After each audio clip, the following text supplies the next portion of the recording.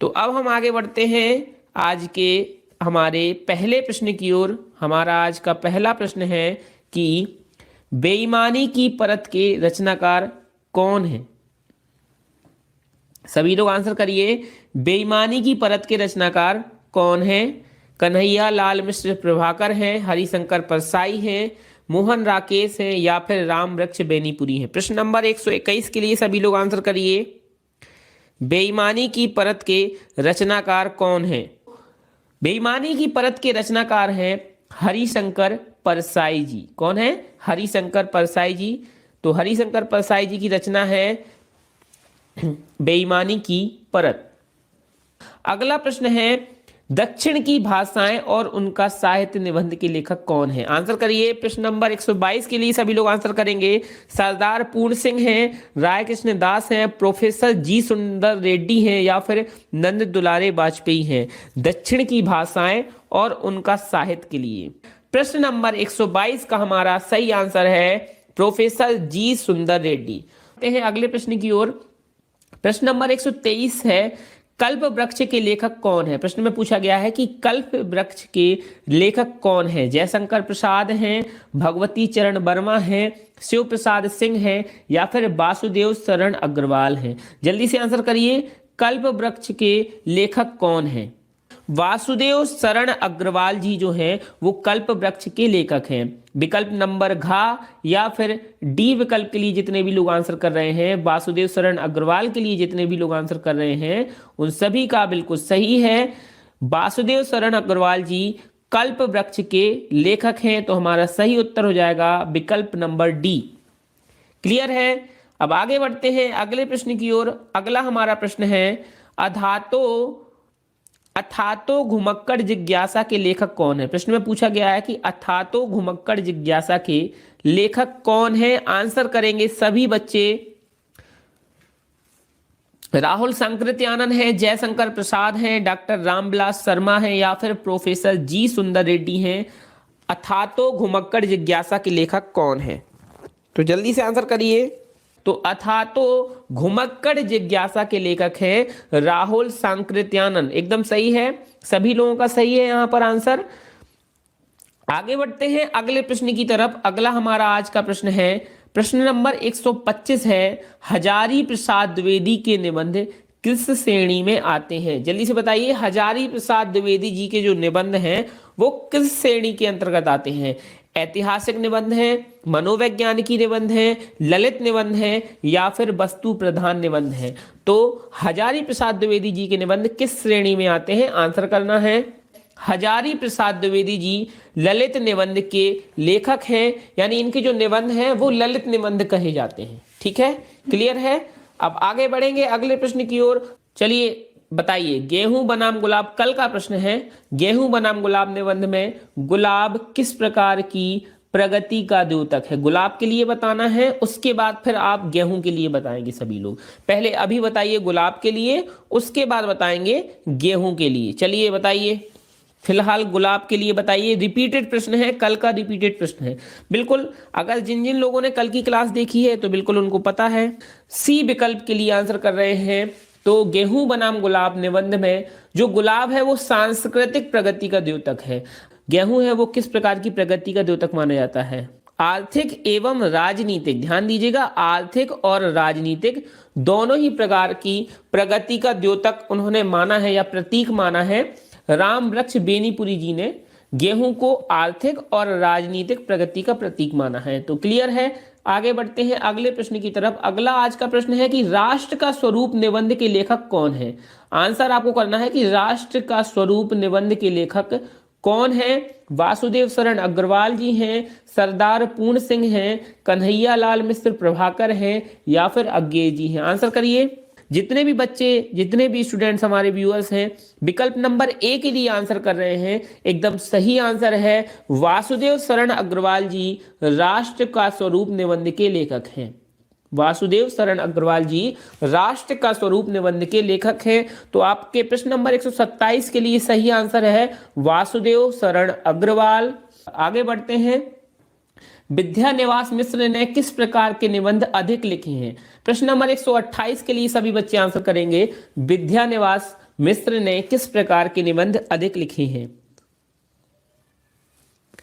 विद्यानिवास मिश्र ने किस प्रकार के निबंध अधिक लिखे हैं? जल्दी से आंसर करिए। ललित निबंध लिखे हैं, ऐतिहासिक निबंध लिखे हैं, मनोविश्लेषणात्मक निबंध लिखे हैं या फिर विश्लेषणात्मक निबंध लिखे हैं? जल्दी से आंसर करिए। विद्यानिवास मिश्र ने किस प्रकार के निबंध अधिक लिखे हैं? देखिए, जो विद्यानिवास मिश्र जी हैं वो निबंध साहित्य के बहुत ही ज्यादा प्रतिष्ठित निबंधकार माने जाते हैं। क्या? बहुत ज्यादा इनको प्रसिद्धि हासिल थी और काफी प्रतिष्ठित थे। ये प्रतिष्ठित मतलब जानते हैं कि बहुत ज्यादा प्रसिद्ध, मतलब है ना। तो विद्यानिवास मिश्र जी ने किस प्रकार के निबंध लिखे हैं? प्रश्न नंबर 128 के लिए आपका बिल्कुल आप सभी लोग सही आंसर कर रहे हैं। ललित निबंध, बिल्कुल ललित निबंध इन्होंने लिखे हैं। ललित मतलब होते हैं हृदय को मनमोहक लगने वाले, यानी ललित मतलब होता है कि अच्छा, या जिसको सुन के, जिसको पढ़ के हमारे मन में प्रसन्नता उत्पन्न हो, उसको बोलते हैं ललित। ठीक है, कहते नहीं ललित कलाओं से हष्ट पुष्ट, तो ललित मतलब मनमोहक। ठीक है, क्लियर हो गया। आगे बढ़ते हैं अगले प्रश्न की ओर। अगला हमारा प्रश्न है, निबंध विधा का सर्वाधिक विकास हुआ है? किस युग में निबंध विधा का सर्वाधिक विकास हुआ है? ध्यान रखिएगा, यह पूछ रहा है कि निबंध विधा का विकास पूछ रहा है, सर्वाधिक विकास। बहुत अच्छे से प्रश्न को पढ़िएगा, काफी लोग यहाँ कंफ्यूज हो जाएंगे, लेकिन मैं जल्द से जल्द आपकी कंफ्यूजन क्लियर करूंगा। आंसर करिए प्रश्न नंबर 129 के लिए। किस युग में निबंध विधा का सर्वाधिक विकास हुआ? द्विवेदी युग में, छायावाद युग में, भारतेंदु युग में या फिर छायावादोत्तर युग में? तो जो बच्चे बी ऑप्शन के लिए आंसर कर रहे हैं, छायावाद युग के लिए आंसर कर रहे हैं, उन सभी का एकदम सही आंसर है। निबंध विधा का सर्वाधिक विकास छायावाद युग में हुआ है। किस युग में हुआ है? छायावाद युग में। विकास की बात कर रहा है कि निबंध विधा का सर्वाधिक विकास किस युग में हुआ? तो छायावाद युग में हुआ है। क्लियर है। छायावाद युग की मैंने आपको बताया था, इसके 4 स्तंभ हैं, प्रसाद पंत, निराला वर्मा, और हमारे जो प्रसाद जी हैं वो बहुत अच्छे निबंधकार रहे हैं, जानते ही हैं आप लोग। तो सबसे ज्यादा विकास हुआ है वो छायावाद युग में हुआ है। आगे बढ़ते हैं अगले प्रश्न की तरफ। अगला प्रश्न है कि निबंध शब्द के अंग्रेजी पर्याय ऐसे का अर्थ क्या है? आपको आंसर करना है। निबंध शब्द का जो अंग्रेजी पर्याय है ऐसे, उसका अर्थ क्या होता है? हिंदी में क्या अर्थ होता है? निबंध का जो इंग्लिश में हम ऐसे लिखते हैं ना, ESSAY, ऐसे, उसका हिंदी में क्या अर्थ होता है? प्रयोग होता है, प्रयास होता है, प्रबंध होता है या प्रकीर्ण होता है? आपके इस प्रश्न के 2 विकल्प सही हैं, 2 विकल्प सही हैं। बहुत ध्यान करके, बहुत अच्छे से मैंने आपके आंसर्स को खोजा है। तो देखिए, निबंध शब्द के अंग्रेजी पर्याय ऐसे का अर्थ है, पहले नंबर पे आपका विकल्प बी, जितने लोग सही आंसर कर रहे हैं, बी सभी का बिल्कुल सही है, लेकिन पूरा अर्थ यहां पर नहीं लिखा है। प्रयास करना होता है, ऐसे का अर्थ होता है प्रयास करना। क्या? प्रयास करना होता है ऐसे का अर्थ। और इसके अलावा ऐसे का एक अर्थ होता है प्रबंध। दोनों ही चीजें अर्थ होती हैं, प्रबंध भी होता है और प्रयास करना भी होता है। तो क्लियर है, ऐसे का अर्थ है, 2 आंसर आपके यहां पर सही होने हैं, प्रयास सही होना है और प्रबंध सही होना है। ऐसे का अर्थ होता है प्रयास करना या फिर प्रबंध भी इसका सही आंसर है। तो क्लियर है, ध्यान रखिएगा। इस तरह से प्रश्न शायद आपके पेपर में नहीं आएगा, विकल्प जिसके दोनों ही 2 विकल्प सही हो रहे हो तो इस तरह से प्रश्न नहीं आएगा, या फिर आपको दोनों ही विकल्प के लिए नंबर मिल जाएंगे। बट सही विकल्प यहाँ पर दोनों ही हो रहे हैं, प्रयास भी हो रहा है और प्रबंध भी हो रहा है। छायावादी युगीन निबंधकार हैं, आंसर करिए। भगवती चरण वर्मा है, नंद दुलारे वाजपेयी हैं, अज्ञेय हैं या फिर बालकृष्ण भट्ट हैं? आंसर करिए। प्रश्न नंबर 131 का विकल्प नंबर बी सही है, नंद दुलारे वाजपेयी। क्लियर हुआ। आगे बढ़ते हैं अगले प्रश्न की तरफ। अगला हमारा प्रश्न है, प्रश्न नंबर 31 का सही आंसर है खा नंबर, नंद दुलारे वाजपेयी। अगला है 132 प्रश्न के लिए आंसर करेंगे, हिंदी में निबंध रचना का आरंभ किस युग से माना जाता है? अब देखते हैं इसमें सही आंसर करते हैं आप लोग की नहीं। हिंदी में निबंध रचना का आरंभ किस युग से माना जाता है? भारतेंदु युग से, द्विवेदी युग से, छायावादी युग से या फिर छायावादोत्तर युग से? बिल्कुल बेटा, जितने भी बच्चे ए आंसर कर रहे हैं, भारतेंदु युग के लिए आंसर कर रहे हैं, बिल्कुल एकदम सही आंसर है। देखिए, अभी प्रश्न नंबर 129 में प्रश्न आया था कि निबंध का सबसे ज्यादा विकास, तो देखिए विकास की बात करें, सर्वाधिक विकास तो छायावाद युग में हुआ है, लेकिन यदि हम आरंभ की बात करें कि निबंध रचना प्रारंभ कब से हुई, तो बिल्कुल सही उत्तर आपका भारतेंदु युग हो जाएगा। तो ध्यान रखिए, निबंध रचना का आरंभ भारतेंदु युग से हुआ है, लेकिन निबंध रचना का विकास जो है, वो सर्वाधिक विकास है, वो छायावाद युग में हुआ है। किस युग में? छायावाद युग में। तो कंफ्यूज नहीं होना है, निबंध रचना का प्रारंभ भारतेंदु युग से हुआ है, लेकिन निबंध रचना का सर्वाधिक विकास छायावादी युग में हुआ है। क्लियर है? प्रश्न है, शिक्षा का उद्देश्य के निबंधकार कौन है? प्रश्न नंबर 133 के लिए आंसर करिए। श्याम सुंदर दास हैं, महावीर प्रसाद द्विवेदी हैं, डॉक्टर संपूर्णानंद हैं, या फिर हजारी प्रसाद द्विवेदी हैं। शिक्षा का उद्देश्य के निबंधकार कौन है? आंसर करेंगे, श्याम सुंदर दास हैं, महावीर प्रसाद द्विवेदी हैं, डॉक्टर संपूर्णानंद हैं, या फिर हजारी प्रसाद द्विवेदी हैं। आंसर करिए प्रश्न नंबर 133 के लिए।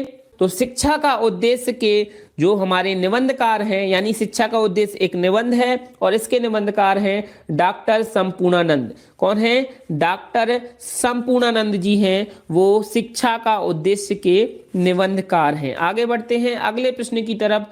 अगला हमारा प्रश्न है, प्रश्न नंबर 134 है कि शिक्षा का उद्देश्य निबंध संपूर्णानंद जी द्वारा लिखित किस निबंध संग्रह में संकलित है? आपको आंसर ये करना है कि शिक्षा का उद्देश्य जो निबंध है वो संपूर्णानंद जी द्वारा लिखित किस निबंध संग्रह में संकलित है, यानी उसका निबंध संग्रह कौन सा है। निबंध संग्रह क्या होता है? जिसमें बहुत सारे निबंध एक साथ हों। जैसे मान लीजिए आपकी कोई भी किताब है, ठीक है, तो उसमें बहुत सारे पार्ट होते हैं ना, उसमें आपको बहुत सारे, जैसे मान लीजिए हिंदी की जो आपकी किताब है उसमें कुछ नाटक भी होंगे, कुछ कहानियां भी होंगी, कुछ कविताएं भी होंगी, कुछ निबंध भी होंगे। इस तरह से निबंध संग्रह जो होता है उसमें बहुत सारे निबंध एक साथ संकलित रहते हैं। तो उसमें से ही किसी एक निबंध का नाम है शिक्षा का उद्देश्य। प्रश्न पूछा गया है कि यह किस निबंध संग्रह से संकलित है, यानी किस निबंध संग्रह से निकाला गया है। तो आंसर करिए। बिल्कुल बेटा, तो जितने भी बच्चे अब सही आंसर कर रहे हैं ए के लिए, भाषा शक्ति के लिए, तो देखिए जो शिक्षा का उद्देश्य संपूर्णानंद जी द्वारा लिखित निबंध है वह भाषा शक्ति निबंध संग्रह के अंतर्गत संकलित है। यानी कि जो भाषा शक्ति निबंध संग्रह है उसके अंदर एक निबंध है जिसका नाम है शिक्षा का उद्देश्य, यानी यह भाषा शक्ति निबंध संग्रह से लिया गया है। आगे बढ़ते हैं, प्रश्न नंबर 135 के लिए आंसर करिए। सच्ची वीरता निबंध के लेखक कौन है? कौन है? वासुदेव शरण अग्रवाल है, कन्हैया लाल मिश्र प्रभाकर हैं, राय कृष्ण दास हैं, या फिर सरदार पूर्ण सिंह है। जल्दी से आंसर करिए। सरदार पूर्ण सिंह। प्रश्न नंबर 135 का सही आंसर है विकल्प नंबर घ, सरदार पूर्ण सिंह। सभी बच्चे सही आंसर कर रहे हैं। सच्ची वीरता निबंध के लेखक सरदार पूर्ण सिंह जी हैं, विकल्प नंबर घ। तो आगे बढ़ते हैं अगले प्रश्न की तरफ। अगला हमारा प्रश्न है प्रश्न नंबर 136। निम्नलिखित में से कौन सा निबंध व्यंग्य का अच्छा उदाहरण है? निबंध व्यंग्य का अच्छा उदाहरण कौन सी रचना है? गेहूं बनाम गुलाब है, आखिरी चट्टान है, निंदा रस है, या फिर अशोक के फूल है। आंसर करिए। निबंध कौन सा ऐसा है जो व्यंग्य का अच्छा उदाहरण है? यानी व्यंग्य मतलब होता है मजाक, व्यंग्य मतलब होता है किसी चीज पर मजाक करना। तो उसका उदाहरण आपको बताना है। गेहूं बनाम गुलाब है, आखिरी चट्टान है, निंदा रस है, या अशोक के फूल है। निबंध व्यंग्य का अच्छा उदाहरण बताइए। चलिए जल्दी से आंसर करिए। बिल्कुल, जितने भी बच्चे यहाँ पर सी आंसर कर रहे हैं, निंदा रस के लिए आंसर कर रहे हैं, एकदम सही आंसर है निंदा रस। यह एक अच्छा उदाहरण है किस चीज का? व्यंग्य का। तो हमारा विकल्प नंबर सी निंदा रस एकदम सही आंसर हो जाएगा। तो आगे बढ़ते हैं अगले प्रश्न की ओर। आज का अगला प्रश्न है, केदारनाथ पांडे किस लेखक का वास्तविक नाम है? बहुत अच्छा प्रश्न आज का, मैं कहूंगा सबसे अच्छा प्रश्न। हमारे जितने भी 17वां प्रश्न है आज का, ये अभी तक का सबसे बेस्ट प्रश्न मैं कहूंगा, सबसे ज्यादा इंपॉर्टेंट भी है और काफी अच्छा प्रश्न है। केदारनाथ पांडे किस लेखक का वास्तविक नाम है? आंसर करिए। किस लेखक का वास्तविक नाम है केदारनाथ पांडे? क्या नाम है? केदारनाथ पांडे। जैसे आपके घर का नाम कुछ और होता है, आपको उपाधि कुछ और दे दी जाती है, स्कूल का नाम कुछ और होता है, ऐसे ही हमारे कुछ लेखक हैं जिनका वास्तविक नाम कुछ और रहा है, लेकिन ये हिंदी जगत में किसी और नाम से प्रसिद्ध हुए हैं। तो इसी तरह से केदारनाथ पांडे पूछ रहा है कि किस लेखक का वास्तविक नाम है? अज्ञेय जी का, राहुल संकृत्यानंद जी का, राम वृक्ष बेनीपुरी का, या फिर जैनेन्द्र कुमार का। आंसर करेंगे। जितने भी बच्चे यहाँ बी आंसर कर रहे हैं एकदम सही है। तो केदारनाथ पांडे जो है वो राहुल सांकृत्यानंद जी का वास्तविक नाम है। किसका नाम है? राहुल सांकृत्यानंद जी का वास्तविक नाम है। नाम तो सुना ही होगा आपने राहुल सांकृत्यानंद जी का। इनका एक अन्य नाम केदारनाथ पांडे भी आप लोग याद रखिएगा। तो राहुल सांकृत्यानंद जी का वास्तविक नाम है केदारनाथ पांडे। ठीक है, आगे बढ़ते हैं अगले प्रश्न की तरफ। तो निम्नलिखित में से कौन सी रचना निबंध है? आंसर करना है कौन सी रचना जो है वो निबंध है। गेहूं बनाम गुलाब है, कलम का सिपाही है, मर्यादा है या फिर मेला आंचल है। तो निबंध आपको बताना है कौन सी रचना है जो निबंध है।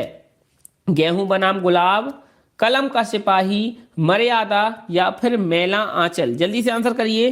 बिल्कुल, तो रामवृक्ष बेनीपुरी जी की रचना है गेहूं बनाम गुलाब। तो आगे बढ़ते हैं अगले प्रश्न की तरफ। अगला हमारा प्रश्न है द्विवेदी युग के निबंधकार पूछा गया है कि द्विवेदी युग के निबंधकार कौन है? आंसर करिए, द्विवेदी युग के निबंधकार कौन है? तो द्विवेदी युग के जो हमारे निबंधकार या द्विवेदी युग के लेखक हैं वो सही आंसर है विकल्प नंबर घ या फिर कह दीजिए विकल्प नंबर डी चंद्रधर शर्मा गुलेरी हमारा बिल्कुल सही आंसर है। आगे बढ़ते हैं अगले प्रश्न की तरफ। निंदा रस निबंध के रचनाकार कौन है? जितने भी बच्चे हैं सब लोग सी ही आंसर कर रहे हैं और सभी को पता है कि निंदा रस निबंध के रचनाकार हैं हरिशंकर परसाई जी। प्रश्न नंबर 140 का सही आंसर है विकल्प नंबर सी हरिशंकर परसाई।